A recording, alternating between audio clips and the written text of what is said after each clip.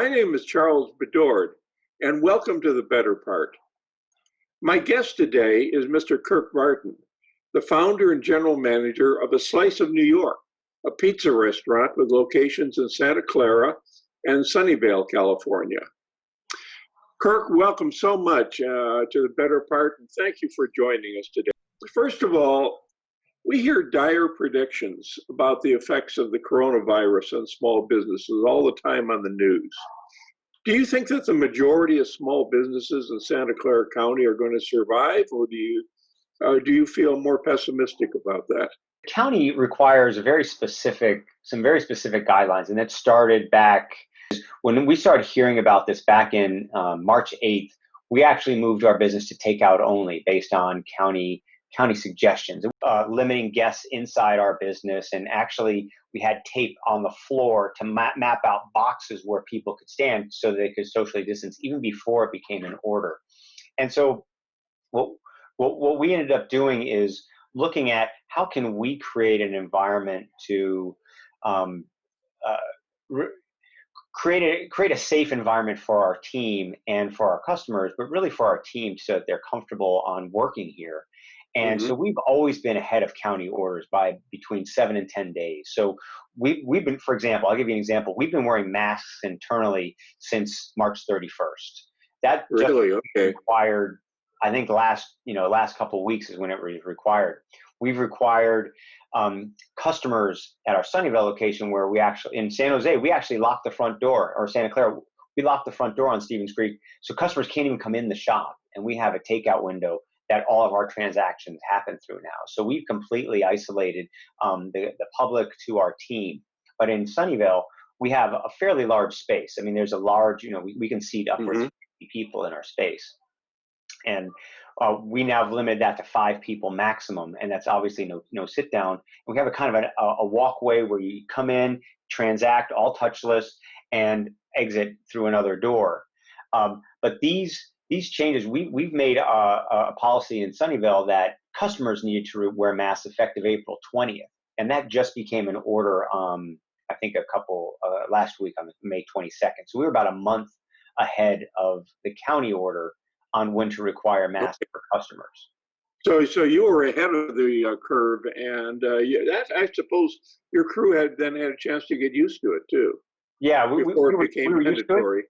And frankly, we were collaborative about this. This entire time, we've always been very engaging with our team to see, what things are going to make you comfortable here. We want you to be comfortable in our business. If you're not comfortable in business, I don't want you to feel like you have to come here to make a paycheck. You can go on unemployment. We can pay sick time, and that's what we've done for a number of our teammates that are not comfortable or have compromised immune systems or have close relatives living with them that are in an at-risk category that they don't want to take a chance. And we 100% have always supported that from day one, even in early March. So we've never forced anybody to come to work. Now, you've made some changes in your business, and certainly a lot of businesses have made changes. Not all changes work as planned. Not all changes are successful. Some fail, some succeed. What do you think are some of the more successful and perhaps some of the lesser, least successful changes that businesses have tried and had to discard along the way? Yeah, so I touched a little bit on that, but the biggest thing, I guess, that I think was the most successful and kind of true to who we are is transparency and honesty. Those are the two things that drive our business culture. One of people can have a voice, they can be heard, they can speak up, and if they have concerns, they say something. They don't just say, okay, well, I was told to do that, and that's what happens. And we're very clear that we don't know what's going to happen in the future, and we're not pretending to. And we can only control what we can only do what we can control, and we can control our space. So, like I said, if anybody doesn't feel comfortable working here, they don't have to work here, and we don't want them to ever feel forced to do that. But we've taken a number of safety precautions early on, like I said, ahead of the county recommendations, and a lot of those were based on our team's feedback and comments directly to me and to each other to say, what is it going to take to make a safe working environment? So you actually went out and you solicited comments from your team members. Oh yeah. 100%. Oh, that's great. That was one of the first things we did. That's No. That's true. Well, what are some things that perhaps didn't work out, or so what you see in other businesses that aren't working out as planned? So I think the things, and I don't want to speak on other businesses' behalf, Uh-huh. but the things that I think that we struggle with, like for example, hand sanitizers. That is a health requirement to have hand sanitizer at the entrances of our locations, um, and we couldn't get hand sanitizer. I mean, hand sanitizer is still hard to get. And so to mandate that as a requirement, even though we have public sinks that are available so you can wash your hands, which is we were told is more effective than hand sanitizer, the fact that that is not a viable option to this is a little bit of a challenge. So were able to get it. We were able to get it. I actually went on Nextdoor and Facebook and asked if anybody had any so that we could use it in our shop. And we actually had our customers and some of the community donate, those kind of big bottles that they got, and they might have had a couple on their shelf, and they just donated. They didn't even ask to get paid. I mean, I gave them some food out Right. when they came in, but they just wanted us to be able to, follow the requirements and provide a safe environment for our So customers. hand sanitizer almost became as difficult to get as toilet paper, it sounds like. It was, I think it was harder. I think it was harder than toilet paper. I mean, it was gone like pretty quick. It was pretty quick. Yeah. Now, in the papers and on the nightly news, we hear all these things about surging unemployment Yeah. and new unemployment claims. If you want to talk about it, for instance, what are some of the things that you might be doing or have done to help allay these fears in your employees about unemployment or help them keep their jobs? Or what are some of the My biggest message is always focus on the people, not the job specifically, and that's what we've always done. So we look at how can we obviously take care of our employees, but how can we make sure we have a work environment that they are comfortable in and want to work in. If someone's scared to come to work, that's not a good work environment. If people are petrified, it's like I can't be here right now. That's not a kind of environment that is healthy. And so there's tons of stress on our business right now. Like our business model has changed. We don't have a lunch business. We had to change our business in Sunnyvale. We closed, we don't open up till 3 o'clock now because it was all corporate lunches, and all the Oh corporate yeah. are gone. Our catering completely dried up, went to zero that middle of March. So we've had to change our business. We stopped selling slices. I mean, our name, our business is A Slice of New York. And in mid March, I think it was March 22nd, I made the kind of executive call to lock that front door and stop selling slices, because what slices are kind of like you window shop for slices. Like, oh, I got Right. all this on display, and it's like that's exactly the behavior we did not want to encourage in our customers. And so slices were something we discontinued almost immediately before all the orders started coming in. And we did that so that we could, in the spirit of protecting our customers and especially our team, though, is to get customers out of our business as quickly as possible. They get what they want and then they go. Slices do not promote that. So we stopped our slice business, and that was a really big decision because slices make up almost half our revenue. I and see. and by killing that part of our business, that we took even a bigger hit than the lack of customers that came through the door. So Do that you anticipate going back to slices when this is over? I absolutely. I mean, we're Slice in New York is we're going to be true to what our message is. I don't see that changing. Although I'll tell you this, there's something that did happen out of this, which was, and this came from our members of our co-op. Four people independently came up to me when we stopped selling slices within the first 5 days and said, why don't we do personal pizzas? Why don't we do personals? We experimented with that a little bit before, just if it's late and we don't want to make a whole house pie for slices, we'll make a little one, like, a 10-inch kind of Right, a right. calzone dough, right? So it was easy to do, but we didn't put it on the menu. That's not a menu thing. But it's now a menu item for us, and that is we're trying to make up some of that lost revenue and provide an option for someone that doesn't want to buy a whole pie. They want to just get a couple slices. Well, a Right. personal pie, which is 10-inch, you can, maybe not everybody can finish one of those, but it's not that hard to finish. And It's a nice meal for two people. yeah, it could be a meal for two, or a snack for two, maybe appetizer, or it could be a Right. meal for just one, a full meal for one. And the incredible thing is, once I started hearing this, it's like that didn't even exist. Like wasn't even considering that as a menu option for us. Hmm. But now that that's on there, I looked at it. I'm like, well, what if we did freezer versions of these? And so what we started doing is we started wrapping these and freezing them. I actually got some equipment and some infrastructure for this. So we're going to actually create a freezer version of this. It's a par baked, like 85% cooked, and you take it from our freezer to yours. But when you're ready to cook it, you just drop it right into a rack in your oven or toaster oven. Set the timer for 8 minutes, and you got a fresh pie right there that's been finished off. And So what's going to come out of this for you is perhaps a new product. Exactly. It's a new item that I with 100% confidence and certainty never ever ever would have happened had this not occurred and we've been forced into this situation and structurally change our business the way it is. Well, okay. Well, that's great to hear. You know, out of disaster sometimes comes a new innovation and new products, and that's wonderful. That's wonderful to hear. Yeah, thanks. Can you tell me? You know, we hear a lot about government and how government can help small businesses. It's consistently on the news what government should and shouldn't do in this coronavirus outbreak. What is your opinion on this? What can, especially local governments, is there anything that they can do, or are they pretty much just subsidiary to the state? So I think that's a really interesting thing. I think everybody's trying to figure out what to do now. A lot of local government, they're trying to deal, like cities, they're trying to deal with the carnage on the ground, like services, trying to provide services, support, meals, and support teams to people that can't get out and function correctly. And so they're trying to provide city services at this time, especially seeing the deficit numbers and all these businesses going kind of off the cliff. And then the state legislature, I'm part of a coalition called the Work Coalition, Worker Owned Recovery California Coalition, which is a bunch of cooperative experts and employee ownership experts that have come together to try and use this point in time as a way to advance employee ownership as part of the message and worker ownership as part of the message for the recovery plan.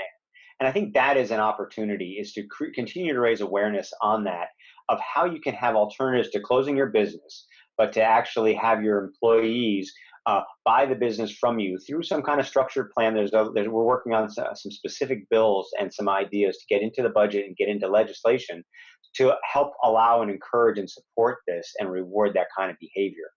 Congressman Rokana is advocating and is leading a bill effort. He's actually looking at the national level on how to make this happen nationally. We're working with the governor's office and his task force and the assembly members and committees in there to try and get legislation into this chaos that's happening. And I think people are really used to local governments not acting quickly. They're used to governments your governments take forever to do anything. It takes years and this, but let's be really, really clear. The government just spent $6 trillion in 7 weeks.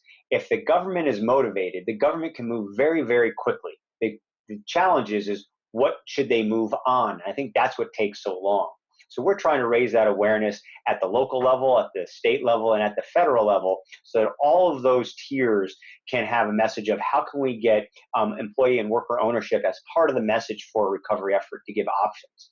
And what some cities are doing, Santa Clara and Sunnyvale, both have created grant programs to help. And this has now separate from employee ownership or worker ownership, separate from that.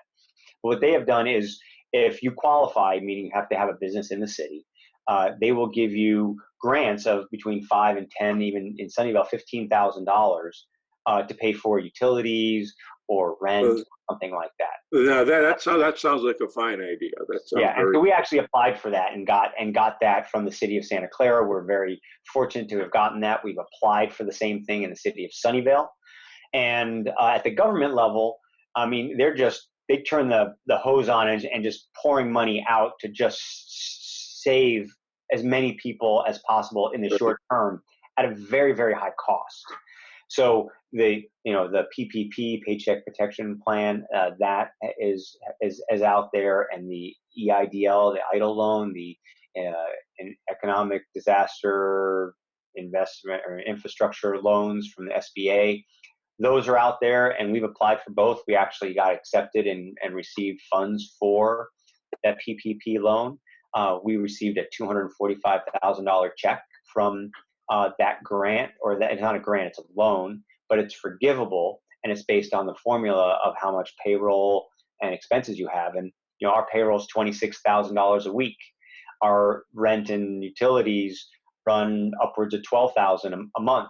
So our monthly run rate for some of these qualifying expenses is $120-something thousand a month. And so that's how that, or sorry, it's $100 and something thousand a month. So within the 2 months, we would exhaust those funds. But that's what those funds are for, and they're determined based on what your expenses are, what your documented expenses are. So your payroll is X, your utilities are Y, and your rent is Z. You add up X, Y, and Z, and then they cut you a check for basically equivalent of about 2 months worth of that. If you don't use it for that, you have to pay it back. If you use it for that, and the guidance is still a little fuzzy, which I really don't understand why it's fuzzy. It should be very clear because they explained that to it before you actually got the money. Then you should have that loan forgiven, so that the government basically funds that level of activity for you. Okay. Well, one final question I have here is that we hear so much about the new normal. And if you, as a small business person, look down the road, let's say, 8 to 12 months out, and assuming that the outbreak subsides, what do you see the new normal looking like? Do you see it as, let's say, as exactly the same as prior to March of 2020, or do you see some significant changes and differences still in place? Well, I appreciate that question a lot. Boy, when I hear I just want to get back to normal, it's like, God, I hope we never get back to the normal we had before. Let's not kid ourselves. We're in a rough spot now, but we were not in a great spot before. I mean, there was plenty of businesses that were in great spots in the tech industry, but for roughly half of the community that lives in our county, in Santa Clara County, we had massive wealth inequality and struggling for cost of living. We had dire housing crisis. That dire housing crisis hasn't gone away. If anything, it's been exacerbated. And because people don't have any kind of income, reliable and stable income. So I really hope that our future normal looks very much different from our past normal, because our past normal, we were trying to aggressively change that. And that includes, how do you keep equity and representation for the people that don't work in tech, that work in service industries or in retail or in just non-six-figure salary jobs. I mean, when the average median income is $140,000 or $130,000, it's like you've eliminated a good chunk of your community that does things that are not high-tech, high-salary businesses. I mean, that's been the travesty of Silicon Valley, in my opinion, in coming here. And so employee ownership is one way to address some of those wealth gaps and some of those challenges, is to give the people actually doing the work and earning the wealth for a business and the money and profits for the business, that they can participate in that wealth growth. And that's really what the efforts that I'm in with the Work Coalition and some of the other organizations on how to get worker ownership as part of the message. Because like you said, that people don't know what they don't know. And we're trying to make sure that everybody understands that this is a viable and real financial structure. We're an example of that as a local pizza shop. We're not a big pizza shop. There are other examples around the Bay Area, but we're the only one right now in South Bay that's a retail worker-owned cooperative. We want to change that. We want to make sure there's a bunch. We have the ability to move the ball down the road like really, really far. We can advance our collective agenda here for worker equity, if you will, by a decade in a matter of months with the right people engaged. So that's what I hope happens. Okay. Do you have any closing comments before we leave?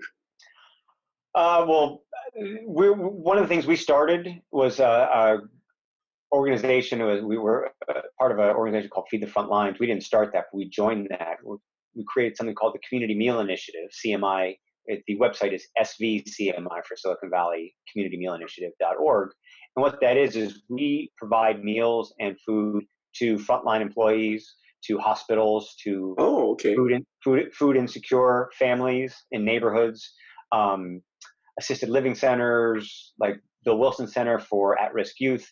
And what we did is we tried to set up something that would be kind of a win for everybody.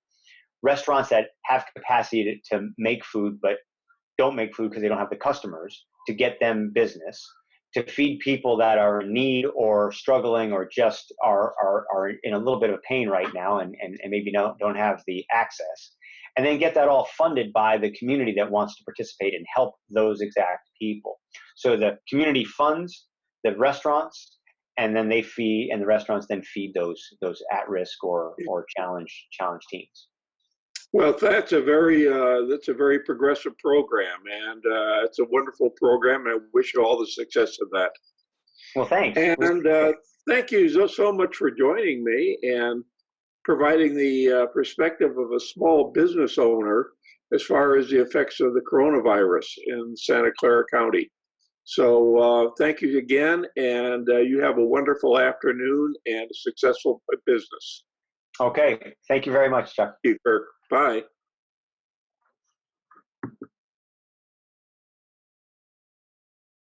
I know we've had some hot weather recently, and your crew is working away very hard. Hot weather is very difficult when you have 4 600-degree ovens going on. I'll tell you Oh that. my gosh. Do you have air conditioning? We do, but it cannot keep up. It's about 97 degrees in the shop right now. Oh my gosh. Are you open right now, or? We're open right now. Yeah, and my guys are sweating, and gals, guys and gals.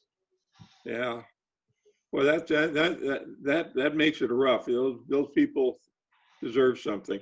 Yeah, and you add to that everyone's wearing masks, so trying to breathe through a double layer mask on top of working in a hot pizza shop, and Oh gosh. it is a challenge. I will